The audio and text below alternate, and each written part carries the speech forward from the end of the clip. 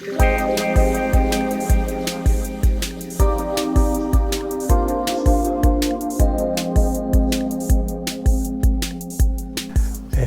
nuestro punto de vista, la sostenibilidad es enfrentarnos a un nuevo paradigma.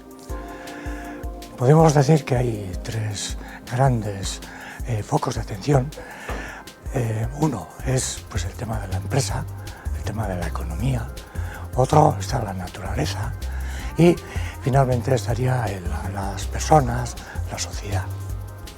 Entonces estamos acostumbrados a plantear las cuestiones que atañen a cada uno de los aspectos desde un determinado punto de vista, ¿no? El que nosotros tomamos como referencia y de alguna manera oponemos a las razones que las otras partes tienen.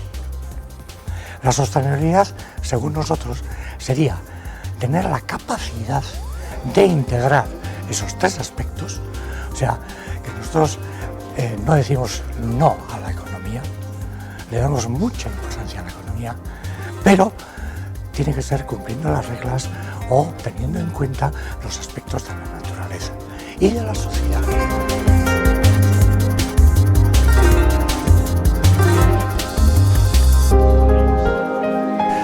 Etorkizuneko erronken inguruan, nik uste dut segurazki erantzunak zorionez igual sustraietan aurkitzen direla, ezta? Nik uste dut gaur egun kooperatiba gintza, baina batez ere gizarte bezala daukagun erronka ez da bakarrik gaur egungo krisiari nola erantzuten diogun, baizik eta gaurdanik hasita nola hasten garen bestelako gizarte eredu berri batenuntzko transizio hori antolatzen, ezta? Eta hor kooperatiba gintzak zerezan eta erantzukizun handia izan dezake, ezta? Nik uste erronkak norabide horretan sintesian hiru izango lirateke, ezta? Bata da enpresa egitasmo sendogak eraikitzea, batez ere gaur egungo globalitate gero eta kompetitiboago horretan ere irauteko aukera emango dutenak eta bide hortatik aberastasuna eta enplegua sortzeko gaitasuna emango dutenak, baina era berean egin beharko litzateke enpresaren, humanizazioaren eta eraberritze horren proiektuan sakonduta eta bide hortatik batez ere jarraitu, pertsonaen oinarrian eraikiko diren enpresa egitasmo horiek garatzen.